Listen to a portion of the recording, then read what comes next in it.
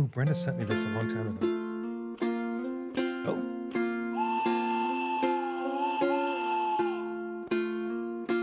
It's going to require reading, Brenda. I just needed a breakdown. There are some new routes. Oh, here we go. Yeah. Athens, Greece, Buenos Aires, Zurich, Milan, Budapest, Prague. Well, they do Prague. Yes, Those are all from Phoenix? Yeah. Wow. Not American. Well, through DFW. Yeah, I mean, you can get there. that's okay. There's no direct from Phoenix necessarily. Expanded premium options for Tokyo. Well, definitely Budapest and Prague are beer cities. You know, I hear good things about South America from a lot of the judges that we know. Pretty Natural, M. Souter. Who else? Locally. We have anyone? Oh, well, Yeah. Dennis Mitchell, but I haven't heard from him in a while. No, but I can't remember her name now. She's done our judging. She's Oh, yeah. Tip of my tongue, too. worked at 100 Mile for a while. Yeah. It's okay. We're allowed to forget people's names. I have it though. Okay. But, you know, other people like Mitch Steele and, well, not Stan Hieronymus as much anymore, but he used to be on that circuit. Beer writer. Anyway, yeah, I hear a lot of good things about South America. And you know, the thing about South America is you don't change that many time zones, if at all, depending on where you go. Straight shot. Yeah. South. So, that could be exciting. I rented a car for Scotland. Oh, So I was like, wow, this is insanely cheap. And I looked, I'm like, well, there's no air conditioning. But do you need air conditioning in Scottsdale? Scottsdale, yes. Or Scotland? No, probably need- not. Except, think about your wife, my wife. You're at the hottest part of summer, and we have wives of a certain age. Yeah, it's 67 degrees, but Yeah, Still- sweating. I still turn off 3 or 4 fans every morning in the bedroom. So Yes, absolutely. because you know it's hot in there. But you don't even have a south-facing window on your bedroom. I know. I don't know what's going on. But and also automatic is a premium. It sure is, yeah. So it's like literally $150 or $450, and the trade-off is such. Automatic and AC. Right. Wow. Well, and I can drive manual. Of course, you know this, but driving manual left-handed for a shorter Ooh. period is a little different. Like that would be tricky. tricky. Well, it's doable. So if I was there we were driving for the whole week, then yeah. You'd Maybe. go for it. But we're just looking at a couple days, and you know, I don't know. I don't want to be. The last thing you want to do is to save $200 and go. Did I get in that accident because I wasn't paying attention because I was Trying focusing to on figure out how to shifting shift with the left hand? Oh, yeah. I mean, I drive a standard car for many years, Yeah. like nothing. Right. But I couldn't even imagine like I know. this. It's like I think about throwing a softball or something like with my left hand and yeah. overhand. You know, like it's not. Yeah. Hello, Hazel. So I have to discuss that, but I rented something and like crazy, like so, and then like one of the options, an inexpensive option, was the Jeep Electric Avenger or something like that, or I don't know. It's you know, one of these. Different names in the U.S. It's kind of like a cute Ute, you know, like looks more like your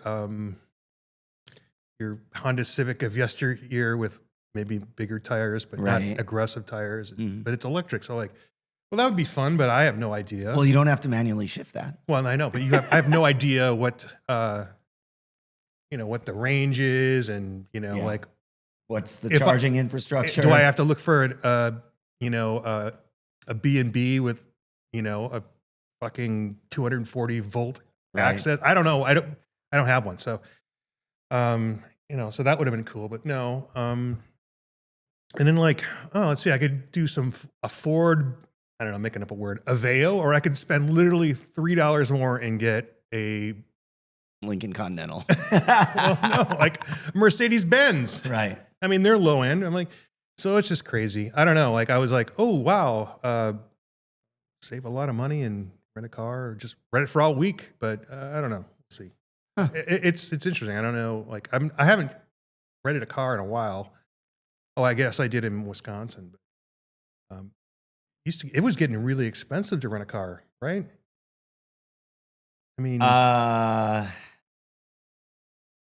know it was crazy here. Like Super Bowl just messed everything up. And then it was if you could find one, it was going to be $400 a day. yeah.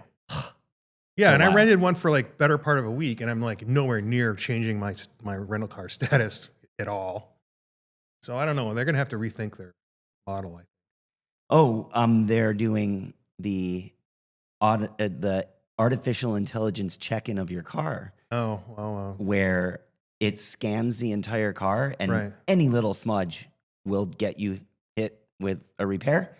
And if you get hit with a repair, they also tack on a $250 inspection fee for the AI. You are pushing me towards the automatic vehicle. And that's in play at Phoenix Airport right now. Oh, really? Well, Andrew Bauman. Hey, Rob. What's going on, man? I guess we're starting. We're starting with travel talk. So I just checked in for my flight to Salt Lake tomorrow, and I said maybe we'll upgrade, whatever. And we're in basic economy, so like the upgrade, sure. Like if I see something, grab it. There are 9 people on the wait list for that flight for first class right now. Yeah, From could Phoenix happen. to Salt Lake. Could happen. Anyways, we didn't upgrade. We're sitting in different rows because, you don't get to pick your chair when you get basic. Well, we're gonna start. I need a beverage, and we have an assortment here, and we have some snack foods. I Yeah, don't we're know if keeping this one light. Okay. Oh, so you were talking about travel. We can also mention now that, let's see, Phoenix just got a new Andrew, direct. I don't think you're hearing what I'm saying. I would like a beverage Oh. because we have What them. beverage would you like? Should we start with the Andrew. non-alcohol, or we should start with the? I'm excited about the NA beer because Let's try the NA smoke beer. Yes. Okay, this is Hop Lark Limited. This is a beer podcast. This is Right not now. No, a that's not beer. podcast today. It's not beer. It's not even non-alcoholic beer. It's How's it taxed? I don't know. I don't know either. How is it made? I think they It's make got it like color. a beer. Well, I thought Hop Lark was strictly hop water. No, Is this not true? No, not at all. All right. Go like this. And we'll go like that. This. And And we'll go like this. Everyone gets to see the can. It's got a little arc on it. Nice. So this is I mean, we're bending what a rogue beer. Summer is the time for grilling and campfire, so why not a smoky tea? Made with black tea that is smoke dried over Okay. pine wood fire, Lapsang tea is a fine choice for smoky cocktail lovers, flavor adventurers, or those just pining for a midweek campsite getaway. So it doesn't say anything. What are the Not ingredients? Not brewed. Okay. Black tea. There's no malt in this at all. Black tea, hops, black tea, and citric acid. Contains caffeine. From the tea. Hoppiness level, kinda, is what it says. Well, I mean, it's not. For God's sake, I hope we don't IPAize smoked beers. Maybe we did. Maybe someone did. Why are you putting that way over there?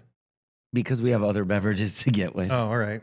I mean, I know this is just But hot water. this is. I don't even think I've seen this on This Week in Rock Beer. So I'm going to post that. Great. Where did you get this? I got this at the non-alcoholic kombucha and beer store on Northern and 12th Street. This is Jessica? Jessica. Yeah. Yeah. Jessica Uribe. Yep. This is her Jessica place. Uribe's place. Nice. It's all NAs. Yes. And it's in the same shopping center for you beer fans as the 1227 tap room. So the way you said that reminded me. I'm at the Pizza Hut. I'm at the at the Taco Bell. I'm at the Pizza Hut in combination taco. They got the order wrong, I think. I'm at the kombucha store. I'm at the non-alcohol beverage center. That's right. Exactly. I'll have to now. See, I just made my technical. I'm gonna have to put that in because I got it wrong. Great. Anyway, no, very exciting. I'm gonna have to get some. I'm gonna have to get some really soon. good. I'm gonna have to get some today. It's really good. I do like this. Mm-hmm. And I don't care if I can get it maybe closer. I'm going to go there because I do owe Jessica a visit because she came. We talked a few times and we still have to get her on the show. Mm-hmm. But we're lazy asses when it comes to scheduling. So, hey, can you be on the show tomorrow? Tomorrow? Yeah, never mind. I'm sorry. No. It's like we should have called so and so to be on the show. Yes. That's usually how it happens. Or, well, yeah, we could schedule it, but. Rob's going to Scotland. You're going to Salt Lake City. I mean, come on. For 3 days. All right, well. Anyway, as it pertains to travel, another topic that may affect, will affect a lot of our listeners if they travel abroad. Mm-hmm. So with tariffs, they lowered the threshold that they can start to tariff you. You know this? It used to be anything under $800. Oh, yeah. And they got rid of that. Yes. I mean, that's shipping. So also shipping. So like your Alibaba and your Temu stuff used to be non-tariffed and everything is tariffed. Okay, but now you have to declare all of your stuff. So, for example, if I go get fitted for a kilt, it won't be ready in the time I'm there. It would be 8 weeks. But let's just say I already ordered it and I want to go pick it up and bring it back, right? Have it fitted there, take a few photos and pack it in my bag. I have to declare that because a lot of that stuff is in the $800 range. Yeah. Nevertheless, I mean, they're going to be very zealous, I think, at customs because that's revenue, and they can sweat you for anything. Revenue at all, baby. Chewing gum, like literally, like, oh, you don't get this in the United States. Declare it. It's cheese. Cheese. Oh yeah. boy. Oh, I know. That was the one thing that, remember I said we can bring it back and you could most cheese you can store at room temperature. And I showed you the cracker sleeve and how there's extra room in there. You can throw a wedge of cheese in there. And if you don't use it during your trip, you have it bring home. And there's extra room in these. There could be if you eat a few. That's true. What's our next? We have another non-alcoholic. This one is a beer. This is... You think if we drink the Hop Lark and have the chips, which are barbecue brat and beer can chicken? We've had the barbecue brat on the show before. Right, but this would really sort of negatively, it would definitely influence how that tastes. Drinking a smoked beverage, water, hop water, tea. Yeah, with tea, that's gonna. What do I give a fuck? I'm just gonna eat these. My biased opinion is my palate has been skewed. Oh! Now I want to try one of the other ones. So these are the Pringles. We have the beer can chicken. And very different. The beer brat. Yeah, side by side, and I'm washing it down with a smoked Hop Lark. Yeah, it's the weirdest Arizona beer frontier we've ever had. The brat ones taste different than I remember. They taste a little bit more sweet. There is a lot of sweetness to it. I was going to say that. They almost taste barbecue. Like the second it hit my tongue, I was like, oh, sugar. Yeah. It tastes like barbecues now. Especially if you drink it with a smoked beverage. Right. We could just turn this whole show into a mukbang. You know what a mukbang is? No. It's a Korean video casting thing where they just eat a lot of food while they're doing their... Well, I wonder what the official... Hazel, would you like a chip? Mm-hmm. The aggressive crump.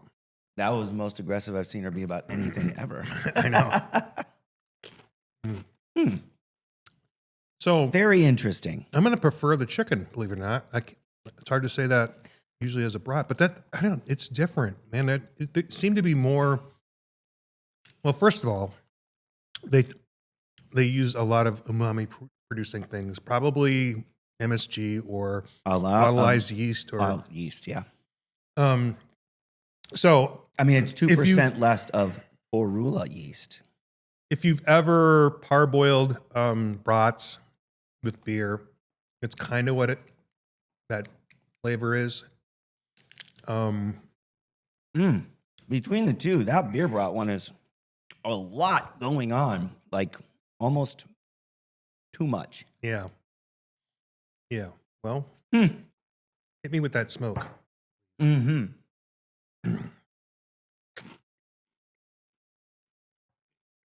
I'm sure this is a captivating show today where we eat a bunch of food and you can't have any.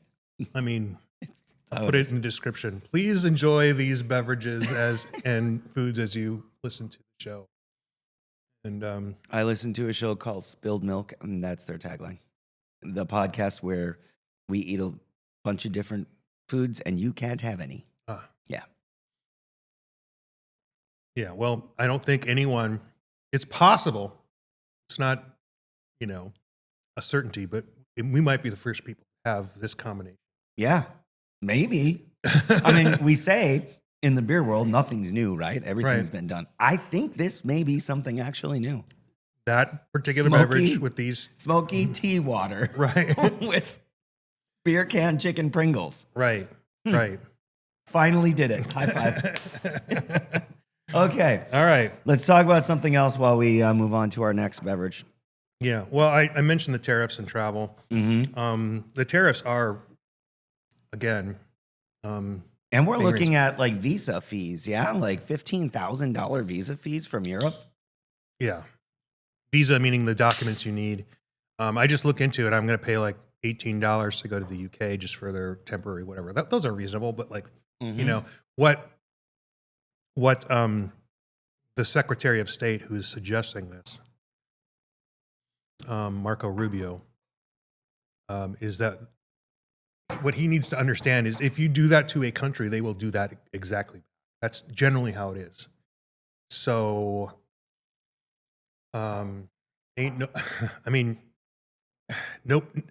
I mean, you're just reducing everyone's ability to travel around everywhere. Right. Including us. Right. And you're just saying, all right, well, if you're someone who's going to retire, like maybe I'll just travel one time and I'll never come back because seriously, that's a lot of money. Yeah. Especially for, some of these people in the, digital nomads and people who are able to travel while they work. So glassware and everything. New glassware and everything. This is the Lesser Evil non-alcoholic brew. Mash Gang dark brew with chocolate and cherries. A dark brew with chocolate and cherries. Rich, creamy, exquisite, decadent chocolate dark brew with vanilla and creamy oats. Spiked with a rather extravagant amount of sweet and sour cherry juice. Despite its taste, it does in fact contain no dairy products and is entirely vegan. We went to great pains to blend the cherry to get that cake-filling vibe down. I just wanted to point out the previous Hop Lark Smoky does have a beer-like appearance. Mm-hmm. The tea has made it look that way, but it does not have any head retention at all. What you just poured seems to have a more beer quality. I mean, it's dark, but there is kind of a light head on mine. So what is this?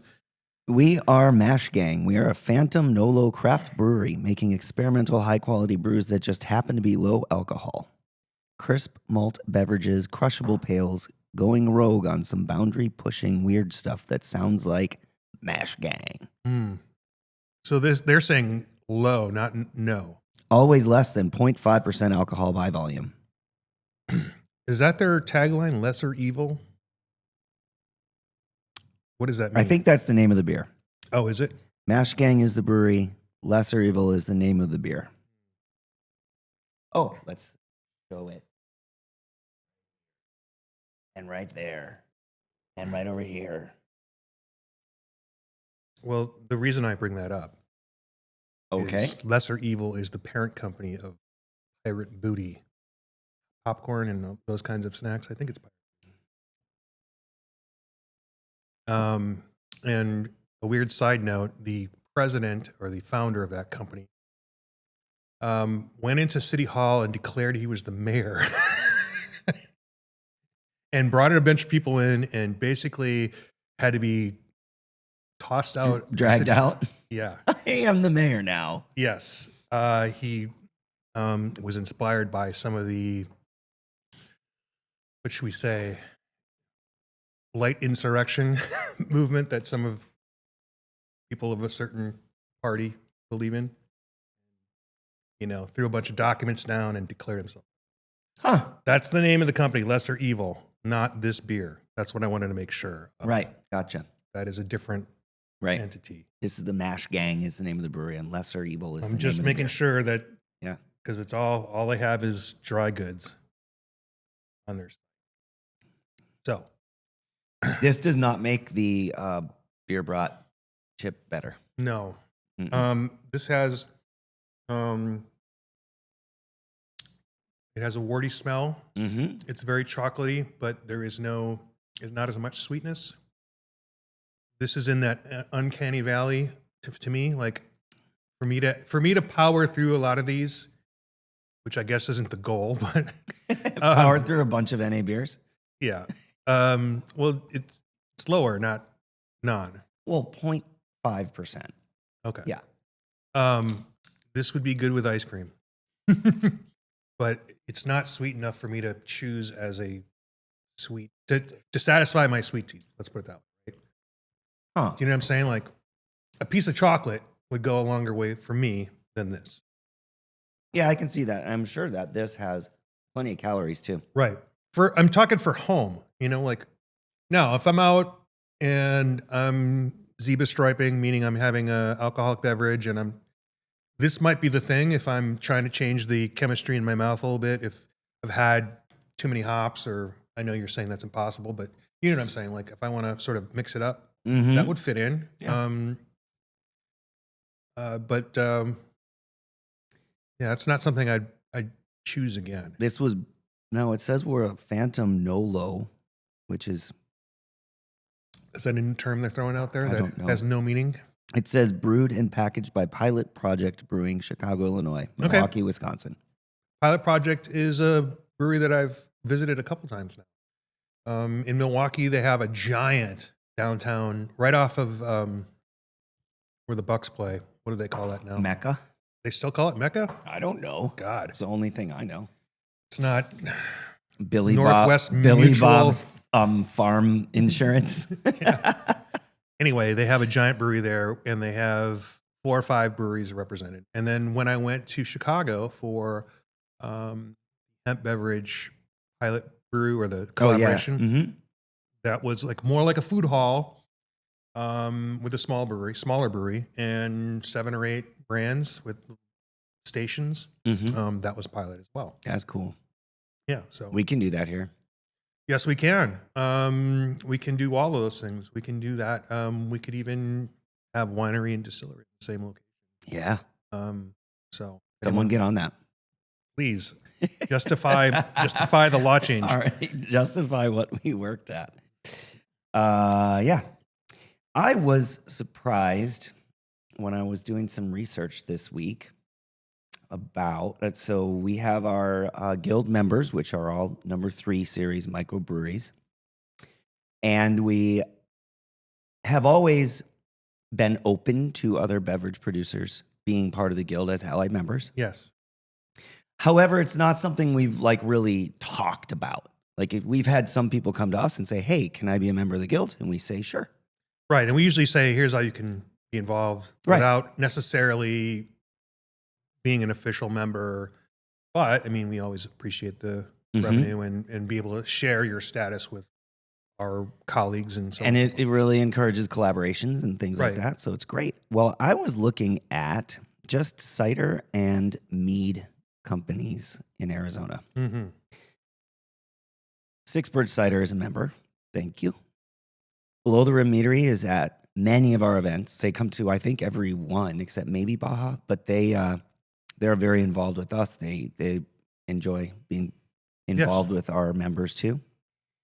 Cider Core, we see them at some of our events. Superstition Meadery, they were at Real Wild and Woody. That was nice.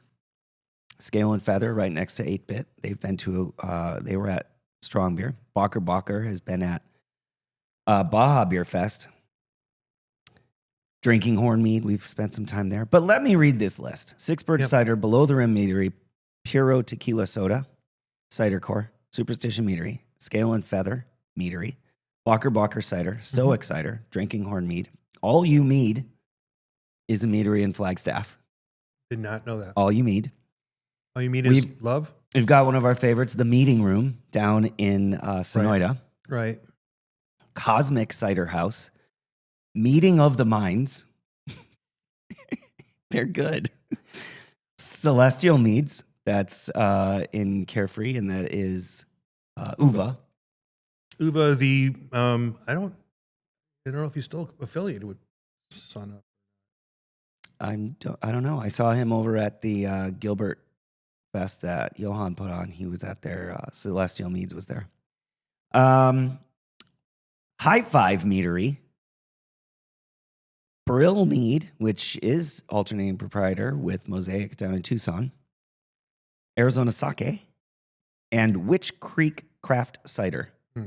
So those are all of the cideries and meaderies that I could find. So about half have been to our events. Yes. About half. And some of them are very small and some of them are very new. But right. Yeah.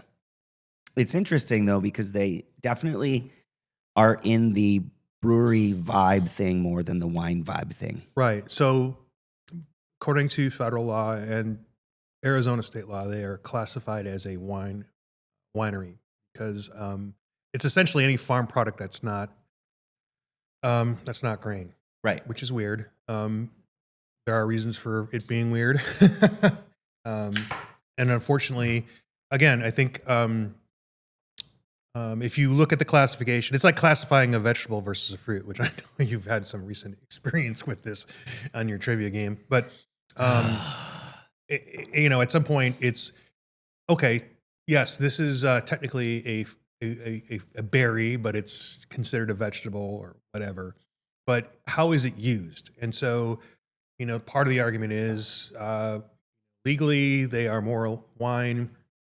Culturally, they're more like beer, especially when you talk about below 8.5%. And believe it or not, they have to pay more in taxes if they have a certain level of carbonation because it approximates champagne. So I'm sure when sparkling beverages were a thing in the wine world, we're like, we can't have these guys just picking apples and putting CO2 in it because of you've had champagne.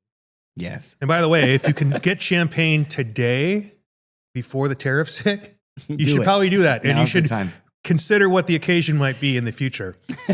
Why you would pop that bottle on a random Tuesday or Wednesday. Ooh. So think about that. As a champagne, as sparkling beverages, as they get drier, the fruit sort of matters less. Mm-hmm. The drier they get, you're not, you don't get the same grape care and the more carbonation. So, you talk about economics, the substitution effect for highly carbonated apple cider versus champagne for someone who just wants to buy a budget. I just want a 6-pack of cider, sparkling cider. Right. A local cider company recently told me last year he paid $60,000 in taxes just on carbonation. That doesn't even include the normal excise taxes they would pay. Yeah. Just the carbonation part of taxes was $60,000. This is not a large organization. Right. So in some states, they treat tax-wise and production-wise cider as beer. Right. Is that something we want to look at? Possibly. I don't know. It's something so hard to figure those rules out, but obviously someone did. All we have to do is copy what they did. Right. ish. Yeah. Yeah. Well, sometimes that's easy. We know sometimes there's a not. lot of protectionism in the whole licensing scheme, and Yeah. I would think that there would be a lot of politicking to do to accomplish that. I would think that there would be less. On the one hand, I think there would be less concern because it's not like this is an apple growing state. On the other hand, if we were an apple growing state, we probably would have a lot of small farmers going like, I would just love to sell my apples locally when they're not for eating, or Mhm. I don't get in the grocery store as much as I used to, and I don't feel like I want to support someone locally. So it's a little bit of both, right? We do But have- there's nobody we're protecting that is a manufacturer of these products in the state, Mhm. right? True. So There are several of those since part of my research was also linking their social media mhm. to the guild and also just, having it. There are a lot of them that do grow their own apples, like your backyard. yeah, yeah. Well, I mean, I know Stoic Cider is big into apple growing. and where they're located in Prescott. Prescott, yeah. So yeah, there are areas you generally need a freeze. Mm-hmm. I do know in the superstitions there is a nested valley high up that freezes. The Revis Ranch, you can hike out there and literally pick apples in the right time of year. Cool. That's like an overnight, or it could be a day hike, but like, why would you not enjoy yourself there? That's a backpacking trip. Yeah. Have you done that trip? I have. Cool. Yeah, I did, and then I considered going in fall again with like a Dutch oven and making apple cobbler, but I never did, and that would be heavy. I mean, it doesn't have to be a big Dutch oven. It could just be a little tiny one like they serve desserts in. Yes, I don't have. Yeah, I mean, you can find one. we didn't have Amazon back then. I would have had to Yeah, hunt that down. That's true. That's true. You could have gone to Goodwill. Dude, Hey, man, let's talk I'm about. I'm not gonna. about this next beverage. I have real no quick. regrets about not making it back out there. I can have apple. I'm just cobbler trying to here. provide solutions. All right. Pinnacle You got a Brewing time Company. machine? That would be a great solution. Pinnacle Brewing Company's Novo 11, 4.7% Czech dark lager. Okay. I have another Apple story. Okay. We'll talk about this. We'll Apple story too. I'm just letting Mhm. the fans know what's going on. Mm. The fan, Tom. Ooh, this is the one beer I didn't have at Pinnacle, right? Mm. Remember I said I had all the lagers and I didn't get to. Yeah, this is it. This is good. Yeah, it's nice. And they've got. I had it. They had a recreation of the clockface in Prague. Yeah. Oh, I didn't know that. Yeah, Yeah. It's a very famous celestial clock. I've seen Renhouse use that too. I think it's just a signifier of the area. Mhm. That's very good. I like that. And it sort of is in the same family as the non-alcohol that we did, except no chocolate. So, And I mean it does still have a significant amount of sweetness. yeah, right. But it's balanced by the roastiness of malt. Mm-hmm.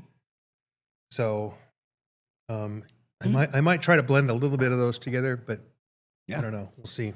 They're not stylistically the same sort of thing. Wow. And one's got alcohol in it. Eric Glomsky. Are you familiar with Eric Glomsky? No. He's a winemaker. Pillsbury? Hate to get that wrong. Mm. No. Anyway, Eric Glomsky is a client of Camilla Alarcon. And he would consult with her. Page Springs. Page Springs. God. Yeah, It's Page okay. Springs. It's okay. I know. Pillsbury's on my mind. We got it. You want to buy Pillsbury? I think it was just like $5 or $6 million I know. It's beautiful. We went there. just to stay there. Page Springs is awesome too. Anyway, Eric Glomsky, he was in the movie Blood into Wine, which was Maynard's movie about the winemaking industry as he knew it. Boy, that's been like 15 years. Mm-hmm. It's not. Maynard told me, excuse me, James James. Keenan told me that they were working on a second Hmm. thing. Times change between 15 years. Well, in he the says wine he's industry like in that was Arizona. me as a rock star with a lot of money and a lot of time and a lot of enthusiasm. I didn't know what I'm doing. He's like, now I know what I'm doing. He didn't say about the rock star part and the resources. I think to me, it was a display of ability, and so I'm looking forward to that. Anyway, Eric Glomsky, in that part of the world is where John McCain's ranch was, and Eric Glomsky has made cider with apples from the McCain. I have not had it. I don't know if it's been made recently, but he told me that story. So That is pretty cool. Yeah, no. So we do have apple. We have them around, Wilcox, right? And I suppose anywhere that has a freeze that anywhere with any kind of elevation, sure. We'll see. I'm seeing if there's anything on their website about cider. On this day, 2 years ago, ABI sold Shock Top and Breckenridge and Blue Point and Red Hook and Widmer Brothers and 10 Barrel and a cider company called Square Mile and Highball, a cocktail concern, RTD. They sold them to Tilray, ABI. Right. And as we know, it's been a happy story ever since. It's been quite a tumultuous journey for those brands, that's for sure. Right. Well, and they're just brands now. Yeah. Mostly. I mean, kind of been pulled from origins. Oh, yeah. Closing the breweries, putting it all in one place. Yeah. Yeah. So that was one of the things I just posted. I didn't comment because I have a feeling on it. I have all kinds of feelings. What? Why? I think it was a wasted opportunity. I think, we took because the CEO had made some public comments about it. We seemed to be enthusiastic about the idea, but Never really happened. no. And apparently, he's got a history of talking big and trying to pump his stock up, and it's rat. Well, that stock is not one of those that are really taking off right now. 6 years ago on this day, ABI purchased Platform Brewing Company. Oh, And I've never heard anything about them since. No. They're definitely not owned by ABI any longer. did they buy it back? I don't know. There have been a few. I've never seen a word since. I've never seen anything since. Yeah. Boy, oh boy. Purchase that brand right into oblivion.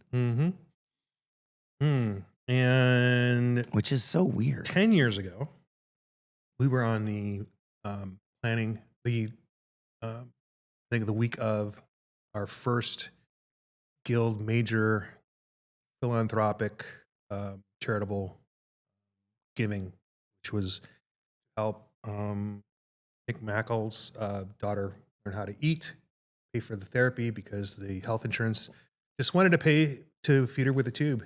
And just, that's, you're basically, I don't know, providing bagged, IV. Sucrose and and crushed up right, and a bunch of plastic Flintstones vitamins. consumables. Yeah. So instead of paying to have her eaten, she's All got better therapy. now. Yeah. Yeah. So that was 10 years ago. And we were just talking about that with somebody recently, and definitely broke the law hard. But we learned our lesson, how to do it right, so we wouldn't have to sort of hold our breath the entire time. A raid by DLLC coming in and picking up tackers and bikes. Yeah. It could happen. I mean, it's not out of the realm of possibility. It did happen for we a can while. Talk with Craig about that today. It did happen for a while because there was a brewery that was doing raffle stuff, and they literally took the time to say, I cannot touch this item.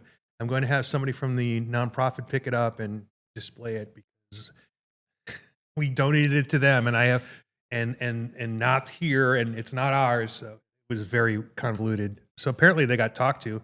I won't name who it was, but it was pretty comical for a while that everyone started to pick up on it and started. Whenever we had a giveaway, I'm not touching it. they would explain like these tickets are for free, but you don't have to make a purchase. These are, it was fun times. I mean, it never goes away. It's still hard to understand that either you just don't care and you keep doing everything, or you just go, oh, I can't do anything. Right. So that's why having a good attorney, alcohol specific attorney, is important for anyone in the industry. Right. And we are meeting our attorney, Camila Alarcon, with Craig Miller, former DLLC agent and also now a liquor agent with Arizona Liquor Industry Consultants. So either one of those two people are great for your licensing needs and your questions. They will charge you if it becomes a more involved situation. And they're worth the money. Right. 100%. So we know of a business that recently is no longer, or I guess destined to be no longer, that sort of talked to a few people and had a different kind of attorney write up their operating documents. And that seems to have missed all the checks and balances of running that organization. I mean, I'm not saying that will always happen, but there are specific things that only alcohol attorneys will be aware of compared to a standard right ambulance chaser. And as a profession, an attorney is bound by ethical things that they will take responsibility if they make a mistake. Right. A firm like ALIC has a reputation to stand on. They don't have the same necessarily professional rules as an attorney, but they do work with attorneys. So you are much better protected when you take their advice. And Andrew and I will give out advice, but bound to anything. We'll tell you how you should ask your questions, who you should talk to. But here's what we think. I had a question that came to me via text message last night at about 9 o'clock that said, I am selling beer to a restaurant license, and that licensee says they are not allowed to buy beer from self-distributed breweries, and they have to get it through a distributor. Is it a chain? I don't know. I don't know who the restaurant was. I mean, not that it makes any legal difference, but maybe they have a policy. Sure, absolutely, could be. Versus the law is clear that can do that. Right. There's no distinction types of purchases. A number 3 microbrewery is a producer with limited distribution and retail rights. Right. And they're only really limited by the fact that they can volume only distribute their own products. And they can only distribute up to 93,000 gallons, and then they have to use a distributor. Right. And this brewery that reached out, it definitely was not making that much. But I'm grateful for that brewery finding the value in the guild and being a guild member. So even on a small scale, figure out how to pay $400 a year. That was great. We should get on to our final beer. Okay. I mean, you can just keep it if you want. I don't know how much time. Is it 2? It's a rock beer. Oh. Yeah, we should probably wrap up. I think so. Yeah, time to wrap it up. We're just gonna have you enjoy that at home. At home. No, we have to wrap up because we are having that lunch, and some of these things will. Hey, this weekend is Great Taste in the Midwest. I was going to bring that up. So let's finish. Well, let's maybe finish. Also, Jim Cook is taking back over as CEO and president of Sam Adams for a time. He's getting pulled back in. He keeps doing that. Yeah. So Great Taste in the Midwest, there is some complications there. In that, there's a new law in Wisconsin, whereas you cannot bring beer into the state unless you are licensed to do that, which was not the case in the past. They could do festivals without having to have a license to distribute.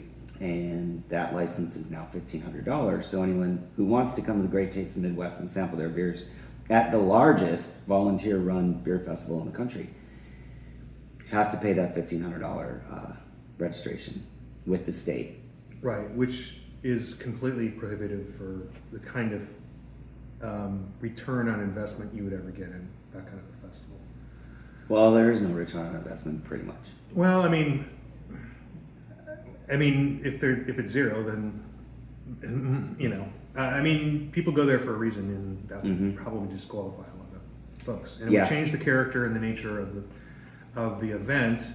It would take it from a basic fan service to craft beer fans to something else. Right. Something else that it's not. Some small brewery out of Ohio or Iowa or Nebraska isn't going to make the trip there if they have to pay $1,500 to the state just to be able to give away free beer. Right. Ay.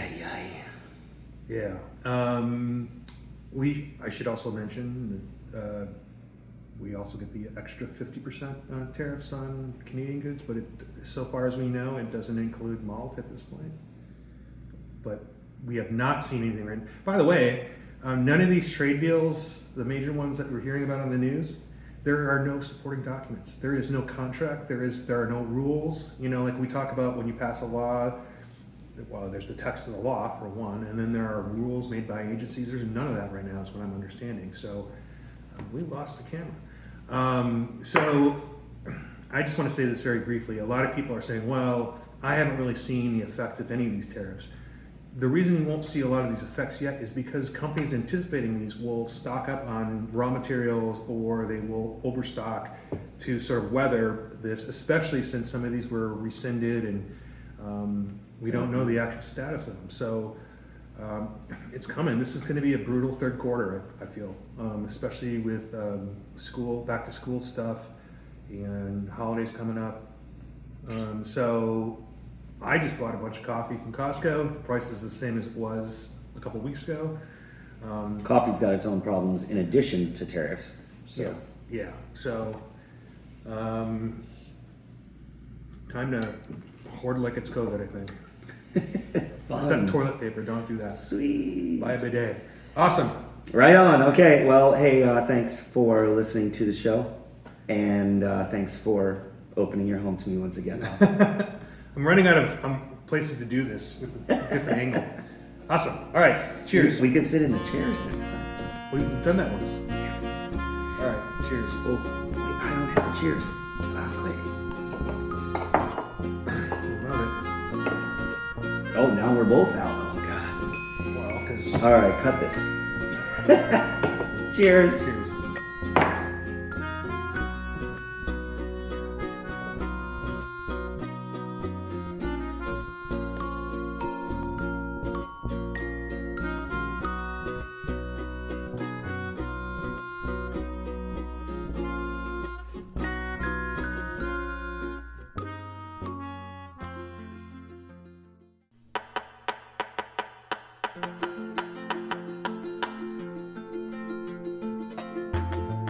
Arizona is a wildly beautiful place, brimming with over 100 brewing companies. I'm Rob Fulmer, the Director of Government and Community Affairs for the Arizona Craft Brewers Guild. I'm joined by Executive Director Andrew Baum.